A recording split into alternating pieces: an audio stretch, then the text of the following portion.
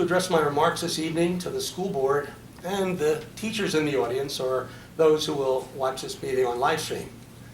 At recent meetings, which seem kind of confrontational and boisterous, some of my colleagues, former colleagues, especially those from Highland High School, told the new board members, if you want to know what we teachers think, ask us. We'll tell you. We're not shy. We're in our classrooms every day. We know what happens in our schools. We have opinions. Ask us. Well, the teachers were right. The new board members should have asked you. I'm speaking specifically of Mr. Colvin, Ms. Smith, and Ms. Burke. They should have come to your schools in January and attended your faculty meetings, not just to address you, but to ask for your guidance and advice. They should have asked you to help them help you, but they didn't. Well, they made a mistake. They were new. In the past, how many of you teachers remember the last time you saw any board member at a faculty meeting? I asked Mr. Colvin why they didn't attend your faculty meetings. He said they wanted to, but they weren't sure it was proper form, that it was appropriate. They were unsure of themselves. Teachers, remember your first semester in teaching? Were you always sure you were doing the right thing?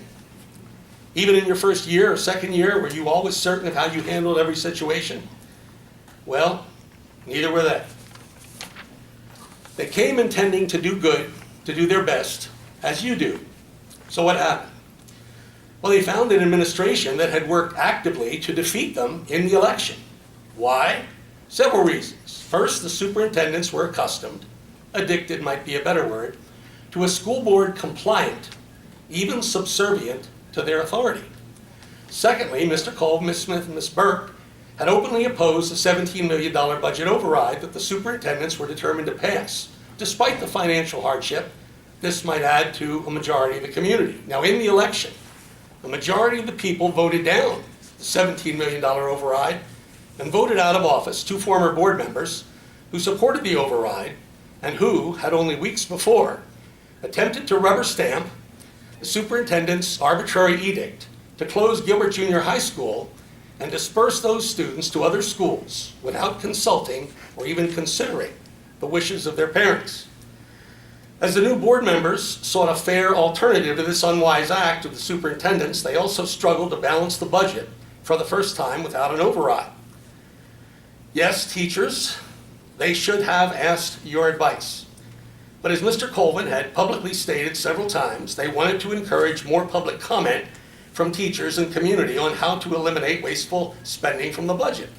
They wanted you there not only to speak your minds, but also to put an end to the administration's practice of intimidating teachers from speaking out in public in disagreement with their plans. At no time in their deliberations did Mr. Colvin, Ms. Smith, or Ms. Burke suggest firing teachers in order to balance the budget.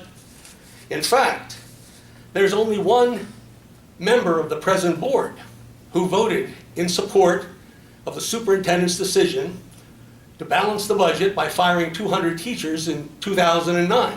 I believe the record shows that was Lily Tran.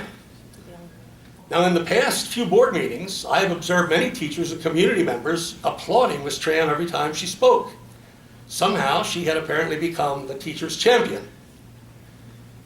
To my colleagues, former colleagues, I respectfully ask you for the moment to consider the possibility that an attempt is being made to manipulate you, to gain your support, to ply you with disinformation, to lure you to these meetings in a contrived state of angry protest. For what purpose? Could it be to intimidate and frighten some lawfully elected new board members to resign? Ridiculous, you say. We're educated professionals, not pawns. Besides, who would do such a thing? Who knows? Might be a couple of bitter, disgruntled former board members, or some of their acolytes who refuse to accept or abide by a fair election. Could it be a member of the board minority who would like nothing better than to overturn a decision of the voters and regain the majority? It might even be a couple of influential union members whose views are more in line with the administration's than with the welfare of their fellow teachers. One thing is certain. The real winner in this, if any board members are driven to resign, is the present administration. They secure not only their jobs, they regain their authority and their power with a school board that, as in the past, will vote to approve their every act. The losers will be the community and the teachers who, by their unwitting compliance, allowed the first Gilbert governing board in 15 years that is independent of the administration's control to wither and fail for lack of support. Vladimir Lenin, the founder of the world's largest union, Soviet Union, used disgruntled intellectuals, teachers, and students to organize his original protests, even though they represented only a minority of the public opinion. He called them useful idiots. Let's not fall into that trap. Let's do what we tell our students to do, think for ourselves and not be useful idiots. The school board exists to check and balance the power of the administration. They direct the action of the administration. It's not the other way around.